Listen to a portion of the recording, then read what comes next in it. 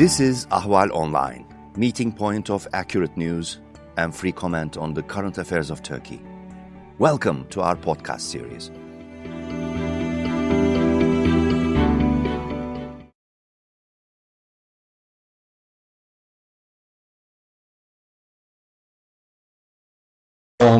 Okay, so just a couple things I guess I should mention. First of all, just keep in mind that it is a Turkey-focused news site. You know, most of my questions, but not all, kind of link to Turkey in some way. But if you might just keep that in mind as you respond. I mean, some of your responses may not mention Turkey, but just keep it in mind. Yep. Other than that, it's not a live podcast. So if your doorbell rings or if you kind of want to change your answer a little bit, we can do a little bit of editing. Do you typically edit a lot, like after you do the podcast, or I mean, not necessarily? No, we usually don't. But if there is some issue, like like I don't know, a persistent dog bark. I think I just heard a dog.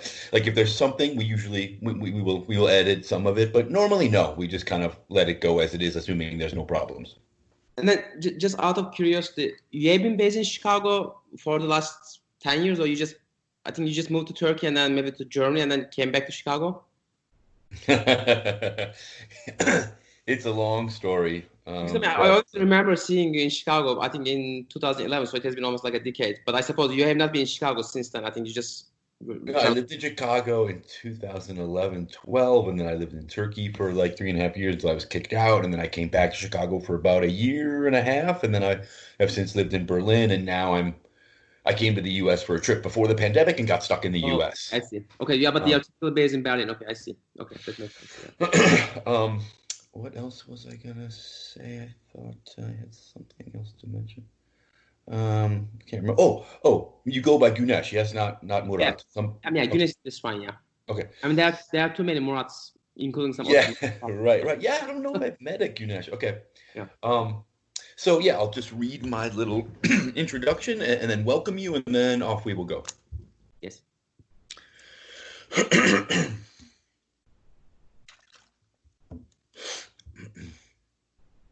Hello, and welcome to Talking Turkey. I'm your host, Ahval editor David Lepeska, and with me today is Güneş Murat Tezcür, chair of the Kurdish Political Studies program at the University of Central Florida. Hello, Güneş, and thanks so much for joining us today. Hello, David. Thanks for having me. You are welcome. We are speaking on Thursday, June 25th, 2 days after a Turkish drone strike killed 3 civilian women near Kobani in northeast Syria, according to Mazlum Kobani, head of the Kurdish-led Syrian Democratic Forces, or SDF, which, of course, partnered with the United States in the fight against the Islamic State. A few hours after the deadly drone strike, U.S. Secretary of State Mike Pompeo tweeted out his sympathies for the innocent Kurdish civilians killed and for those wounded, presumably because the United States remains partnered with the SDF, even as it is a NATO ally of Turkey. But Güneş, what's going on in northeast Syria? I thought there was a ceasefire in this area. Is Turkey still going after the SDF and looking to move further into these mainly Kurdish areas? And is this causing further instability in the Kurdish enclave known as Rojava?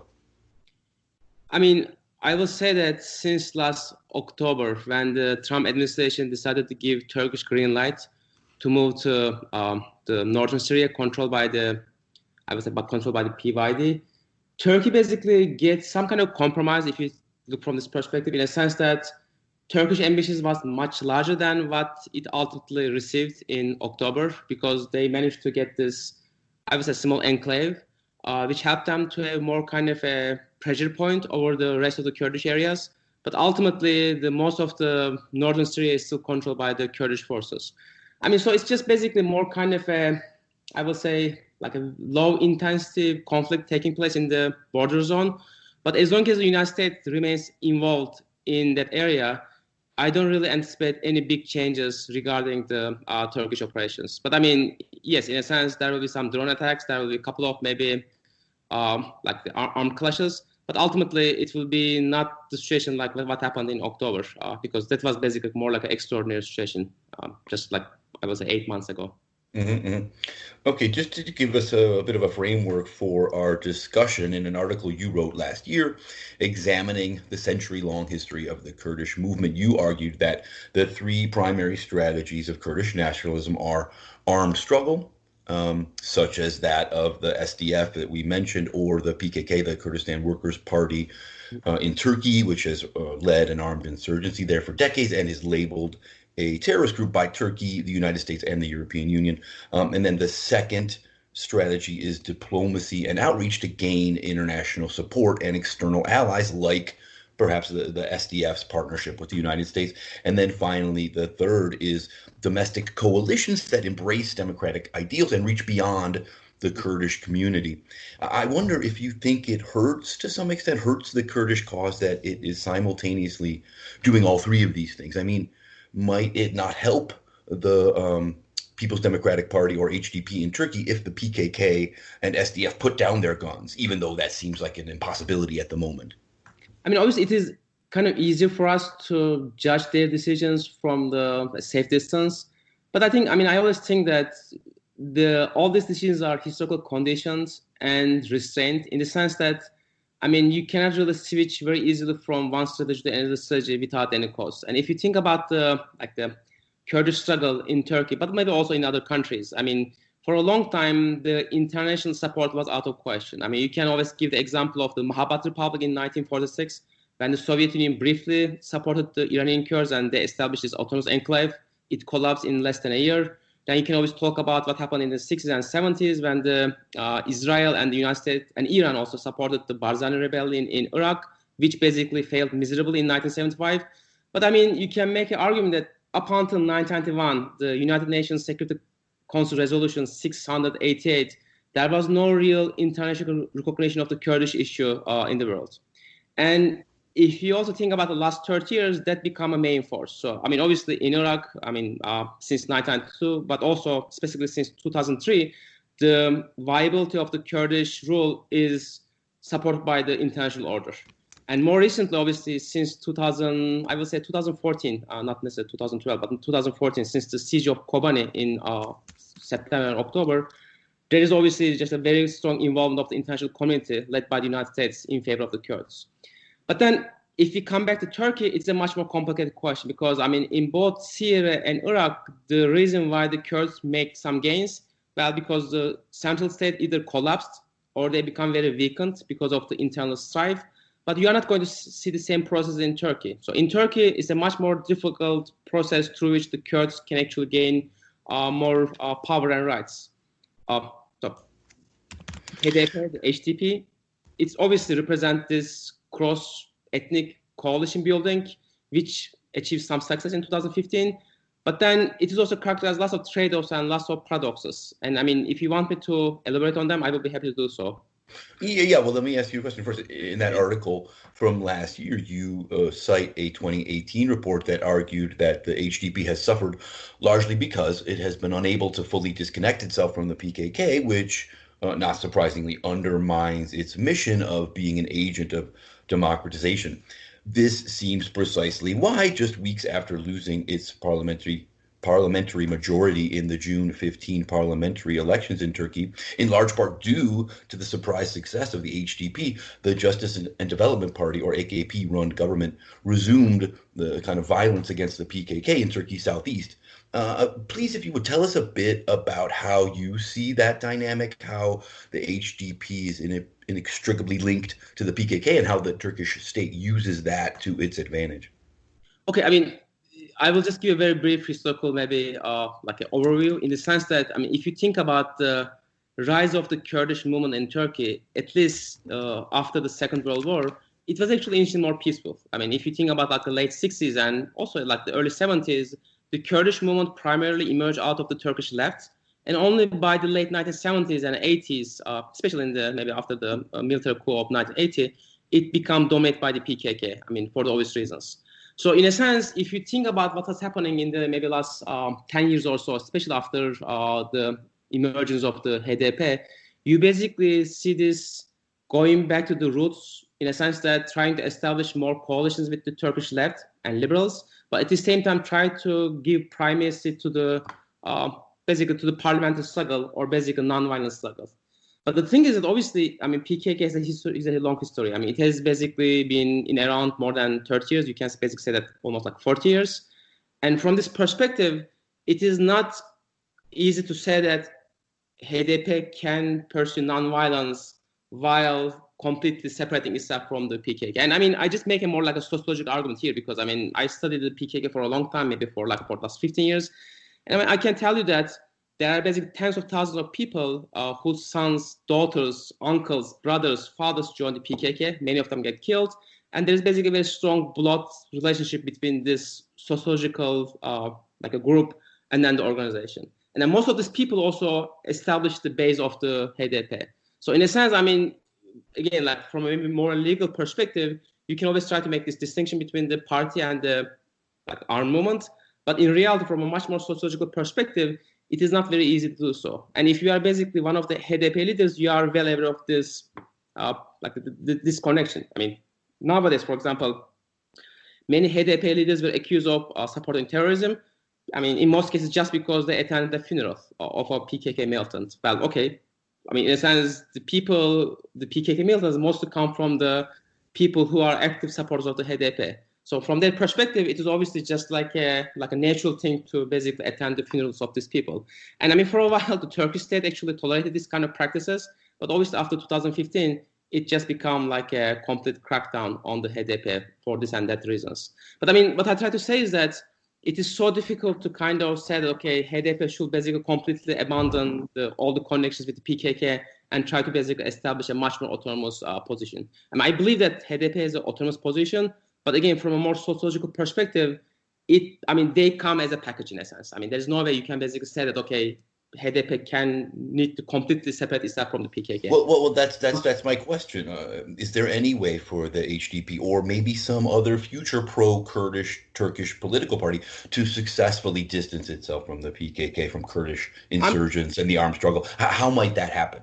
I mean, I think there are two obviously possible routes for that to happen. I mean, the first thing, which was basically pursued by the Erdogan government between 2012 up until 2015, like late 2012 until summer of 2015, which basically meant that we are going to make a deal with the PKK leadership, and then the PKK is going to abandon the armed struggle, and maybe they will even basically complete disarm, and this will basically bring the end of the violent aspect of Kurdish politics in Turkey. And obviously, we know how it ended up, for different reasons. The second thing is that, which is maybe what the Turkey is trying to achieve at the moment, completely crack down on the PKK, which basically means that completely defeat the insurgency. And then once the insurgency is defeated, then it may establish a political climate under which the HDP, the more non-violent aspects of Kurdish politics, became more predominant. I mean, from my perspective, neither of them basically look very realistic. And I mean, we also know what obviously happened in 2015 with that process. But I mean, other than that, like either you defeat the insurgency or you basically make a deal with the insurgency, I can't really understand how the HDP can emerge as the only and relevant party of Kurdish politics with no connection to PKK. I mean, again, this doesn't make sense from a political science perspective, if nothing else. So you would argue that until one of those two things happen, probably the HDP has kind of reached its limit of appeal. It won't go far beyond 10%, 12% maybe?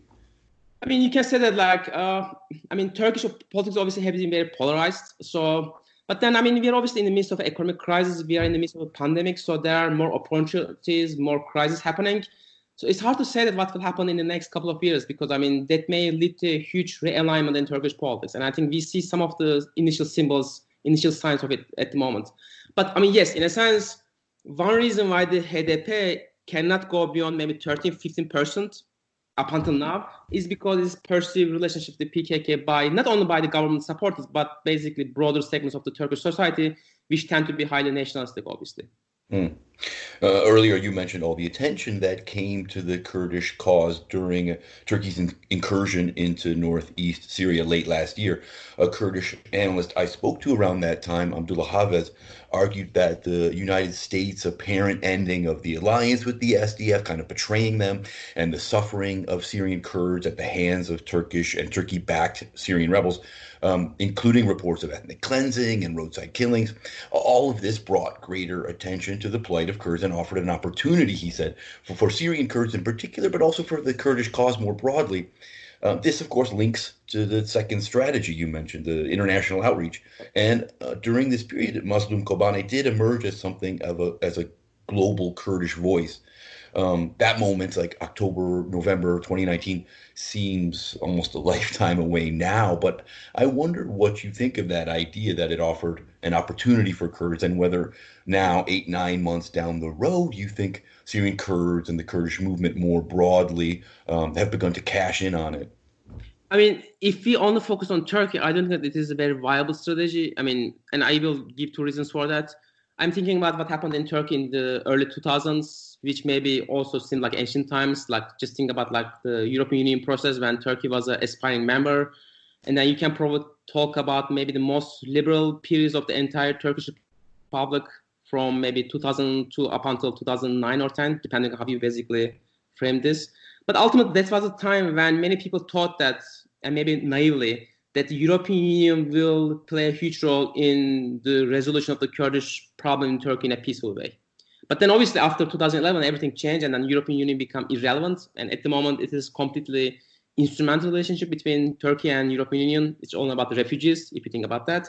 So in a sense, the only viable way for Kurdish struggle to maybe make real gains in terms of getting more rights and power is basically establishing or being a part of a broader democratic coalition. I mean, this is basically my perspective, because it is so different from both Syria and Iraq. I mean, yes, international actors play a very important role in both in Syria and Iraq, and there are some limits, as we have seen in what happened in September 2017 referendum in Bashur in Iraq. But ultimately, when it comes to Turkey, it really means that there needs to be some kind of a cross-ethnic coalition which basically pursue democratization, and through democratization, it also basically bring more rights and power to Kurdish people.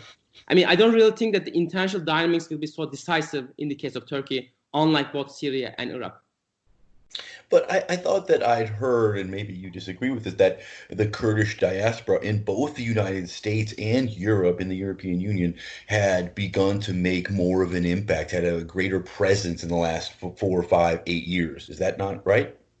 I mean, I remain skeptical. Yes, I mean, obviously there's a much larger Kurdish diaspora in Europe, especially in Germany, in United Kingdom, and then in France and some other countries. In United States, you can still talk about the Kurdish diaspora more nascent sense, but it is mostly Iraqi Kurds, and Kurds from Turkey are still in an absolute minority.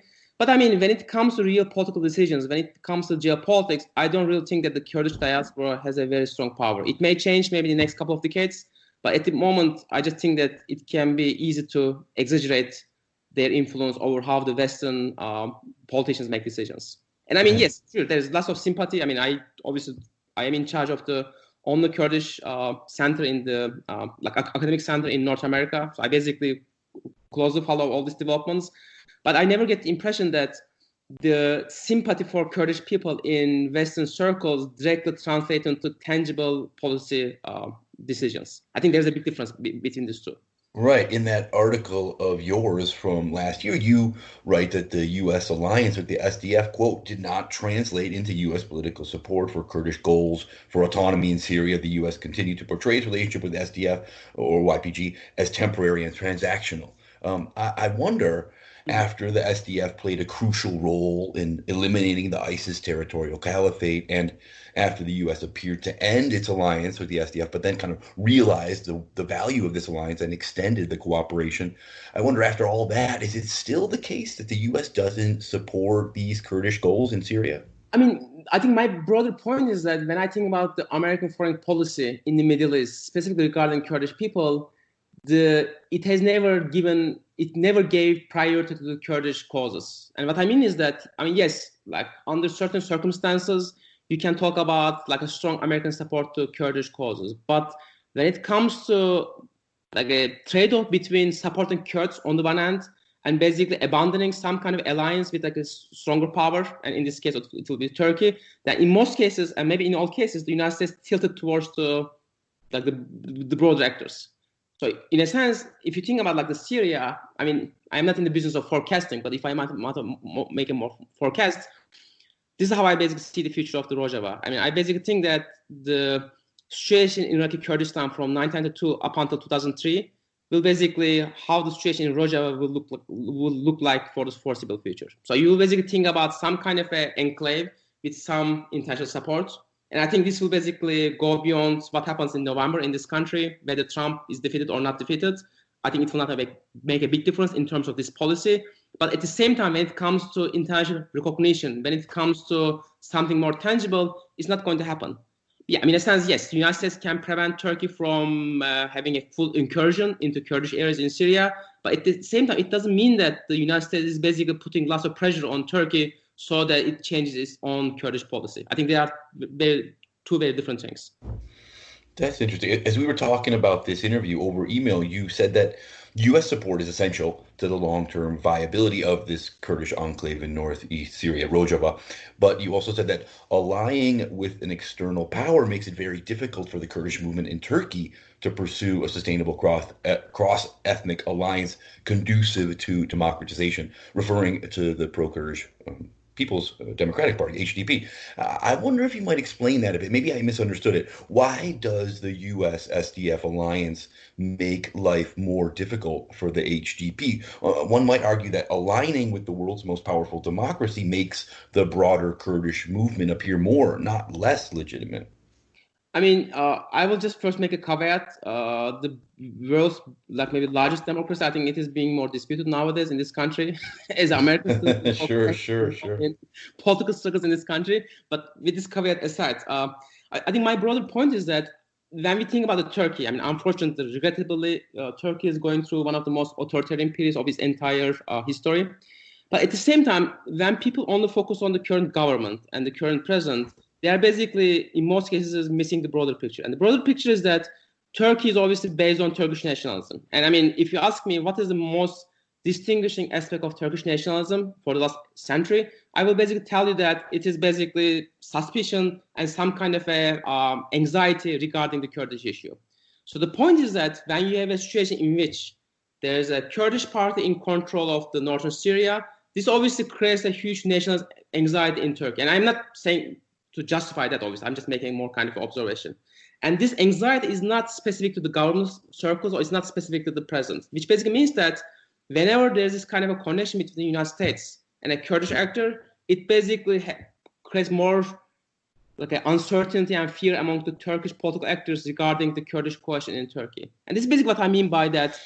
Just because you have this international support in Syria, it doesn't mean that it's going to help you in Turkey. Because in Turkey, I think, coming back to my earlier points, what really matters is basically the ability. And some of this ability is obviously beyond what HDP can do or cannot do, because it also depends on other Turkish political actors, specifically the opposition. But ultimately, it depends on whether we can talk about a viable and sustainable cross-ethnic democratic coalition in the foreseeable future. And the point is that once you basically have this picture, geopolitical picture, in which a Kurdish political actor with close connection to the Kurdish movement in Turkey is being supported by the United States, it basically really kind of, in a sense, aggravates Turkey's maybe traditional nationalistic anxieties and also basically paved way for more repressive measures. And again, I'm not saying it to kind of like any way justify or basically kind of like make it sound like right, but it's just more like an observation. And under the circumstances, it becomes more difficult for Kurdish actors to pursue that kind of coalitions. You mentioned because, I mean, that just made, like, to wrap up, we can always say that because then they will be always perceived as like a fifth column, if you want to use this word, like in a sense. There is like suspicion, always this fear that they have some kind of ulterior agenda, despite their best intention, despite their best efforts to kind of make a commitment to the Turkish democratization. So this is basically one of the dilemmas, at least from my perspective, confronting the Kurdish movement in Turkey at the moment. You also write that with the April 2017 approval of the new presidential system in Turkey, it became very difficult for a Kurdish party to have access to executive power, explaining that the new system is less conducive to coalition governments and thus reduces power sharing and essentially locks out Kurdish nationalists to a certain extent.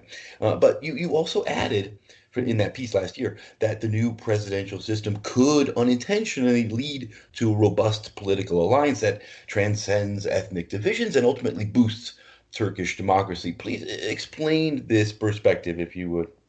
I'm also a quantitatively oriented social scientist with a deep interest in history, and I can tell you that, I basically look at like all the people who become ministers in Turkey for the last 40 years, all the people who become governors in Turkey and in the Ottoman Empire since 1876. I can tell you that when it comes to political representation or political access to executive power, you see a huge gap in the sense that there is a very low likelihood of anybody being Kurdish occupying an important executive position in Turkey, not only nowadays, but basically throughout the entire Turkish history. And so the point is that in 2015, there was a real chance that the HDP could have become a coalition partner. Think about Davutoğlu government. They didn't have the parliamentary majority. So, at least on paper, it was possible for them to establish a government with the inclusion of HDP. But it basically didn't happen, obviously. So the point is that after the introduction of the presidential system, after very controversial referendum in April of 2018, that became impossible just because then the power become monopolized. So it basically means that from this first... Güneş. Yeah. Sorry, there's something going on with the connection. Are you moving or? No, I'm just stable. Okay, now it's okay. It was just go back to, please, if you would go back to, I think you said, but obviously it didn't happen. I didn't hear anything you said after that. Yeah, so it didn't happen. Yes, because I think one reason is that the MHP, which is obviously the ultra-nationalist party in Turkey, I think their biggest fear is that Kurdish people or Kurdish nationalists basically occupying ministerial positions. It is one thing for a Kurdish activist to become member of parliament. It is a completely different situation if a Kurdish activist become like a minister of a minister. So I think this is one reason why obviously MHP supported the Erdogan's presidential ambitions back in 2018, and they still obviously support him. So from this perspective, it became almost impossible for Kurdish activists or Kurdish basically politicians to become members of the cabinet. But at the same time, just because the system becomes so polarized, it creates greater incentives for opposition forces try to basically recruit the help of the Kurdish movement so that it can basically get more than 50% of the vote and basically defeat the ruling coalition. So this is kind of more like a silver lining from my perspective. And the point is that it still gives some kind of an opening for Kurdish movement to become a key maker in Turkish politics, even if they can no longer become part of the cabinet after what happened in 2018. Turning back to the Kurdish enclave in northeast Syria, Rojava has for years, as I'm sure you're well aware, been held up by liberal-minded observers, let's say, as a model of democracy. It stresses gender equality and ethnic pluralism and is run effectively by these local democratic councils. Yet there have also been reports, including by Human Rights Watch and Amnesty International, of arbitrary arrests and detainment and questionable trials. Journalists and writers have been arrested and abused, and Kurdish parties that oppose the PYD rule complain of an authoritarian system that sounds to me a lot like the way Turkey's AKP government treats Kurds. Gross human rights violations that include torture, ethnic cleansing, arbitrary arrest, and the abduction of dissidents. What's your view of Rojava? Is it a democratic model or an authoritarian enclave, a bit of both? I tend to take a nuanced position about these kind of questions. First of all, it's a very fluid situation. It's an ongoing situation, so it's hard to basically make kind of very strong empirical assessments. But at the same time, I think it's important to contextualize the experience. I can just be very blunt. I am a little bit cynical about this, maybe more romantic images of the Rojava as being some kind of a utopian secular democracy in the middle of a very violent and Islamist Middle East. Mm-hmm. I think that mostly reflects how people want to think about the secularism and democracy from a Western perspective than anything else. But at the same time, just from a more contextual perspective, we are talking about Syria, which is characterized by extreme levels of human rights violations, hundreds of thousands of people getting killed in a very vicious civil war, which is devastating the country since 2011. And we're even talking about chemical weapons attacks. And from this perspective, Rojava, I don't think that it's basically a democratic system. It is more like a one-party system. But at the same time, yes, you can basically talk about more basic security. You can basically talk about more gender equality for sure. You can basically talk about relatively in terms of the civil rights that are more established in Rojava than any other part of Syria. I think it is important to kind of keep this contextualization when we talk about this situation, because if you think about even the most democratic systems in Europe or in North America, I think there are lots of problems. So I think it's important not to romanticize this kind of a system, especially when you talk about a situation in which there's an ongoing war. But when you take a more contextualizing approach, I think you can, still identify some very important positive characteristics. So this will be my take on this question.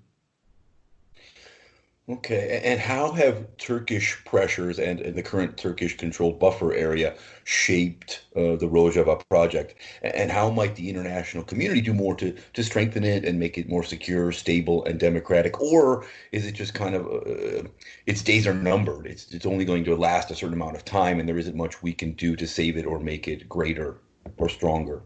Some people remain very skeptical about the viability, but I mean, again, just coming back to my earlier point, it really depends on the American foreign policy for the foreseeable future. So if the United States continues its own position, regardless of what happens in November elections, then I think we can still talk about Rojava for the next few or maybe even longer years. But I mean, even from the Turkish perspective, it is one thing to capture areas with a more like a non-Kurdish majority population. And it is a completely different situation in which when you want to go and basically completely establish your rule over a majority Kurdish areas in Syria. And I don't think that is very viable even on the part of Turkey, despite its ambitions. And I also don't think that the Syrian government, given its current shape, is in any kind of position to really recapture these areas from the PYD. So it's kind of almost like a modus vivendi, like from this perspective.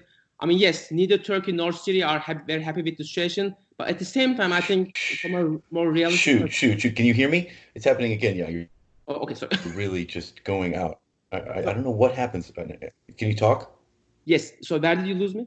Yeah, I don't know this straight. Okay, so the last thing I heard was, I don't think Turkey will be able to recapture these areas. Yes. I mean, yeah, because ultimately, I mean, how are you going to rule these areas from the Turkish perspective? I mean, if you are basically talk about a very well-organized force with a very strong support among the local population, if you want to defeat the force, maybe you can do that. But in the long run, how are you going to rule that area? I mean, I don't think that looks very viable and feasible, even from Turkish perspective. I mean, one analogy I have always in mind is basically what happened in southern Lebanon when Israel occupied the area from 82 up until almost 2000. And they had lots of problems, and they basically realized that it's not going to work out. So they basically withdrew from the area almost like disgracefully in 2000. So from this perspective, I mean, yes, I mean, neither Turkey nor Syria are very happy with what's happening in northeastern Syria. But at the same time, I don't think that they are in a position to really impose their will over that geography at the moment. So, I mean, again, my position is that whatever we are observing in Syria or Rojava in northeastern Syria is going to be like that for the foreseeable future, unless there's a huge and dramatic shift in American foreign policy, which I don't really anticipate. Okay.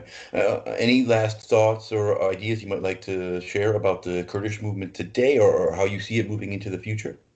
I mean, I think I tend to see the Kurdish struggles in a more cyclical way. I mean, it just become maybe very easy to say, okay, we are talking about some kind of a transformative moment, or we are talking about the making of history. I mean, I just remember being in Kirkuk in late September 2017 when people talk about this was the first time when the Kurds become so close to the statehood, just almost 3 years ago. And obviously nothing happened. I mean, they even become worse off, but then the system still continues. So, I mean, I think at least from this perspective, I tend to take a more cyclical and long-term perspective, which basically means that these struggles is going to continue for a very long time and for the foreseeable future, regardless of what happens with the American foreign policy or regardless of what happens with the Turkish domestic policy. I mean, I don't think that the Kurdish question is going to be resolved in any way in none of these countries, maybe during our lifetimes, if I can make a very bold statement like that. So, I mean, according to that cyclical view, are you basically saying you don't think the Kurdish movement has really made progress in, let's say, Turkey in the last 40 years? The armed struggle, the HDP's advances, none of it has helped its cause kind of in the long term. It's just going to go back and forth? I mean, no, I'm not saying that the history is stagnant. What I'm trying to say is that, I mean, ultimately, the basic parameters of the system was established by the end of the First World War, basically a century ago. I mean, if you think about like 1918, 1920.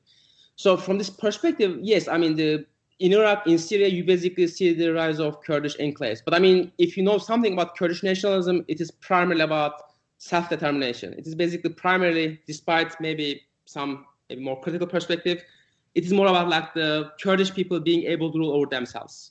It's basically about the statehood. I mean, sure. As most freedom movements are about, yeah. Exactly. I mean, yes. I mean, obviously, you can basically say that the PKK no longer pursue that as the main goal and so on. But I mean, again, from a political science perspective, the statehood and the self-determination is the primary goals of the Kurdish movement for a very long time.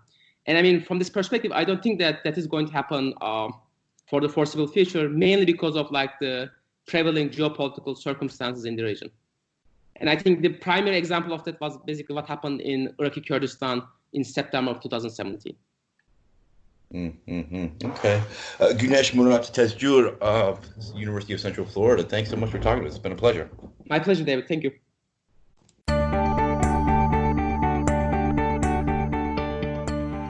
You can follow Ahval News Online podcast series through Apple Podcasts, Spotify, YouTube, Google Podcasts, SoundCloud, and Spreaker. All you need to know about Turkey is here, for your ears, mind, and attention. Thank you for listening to our podcast.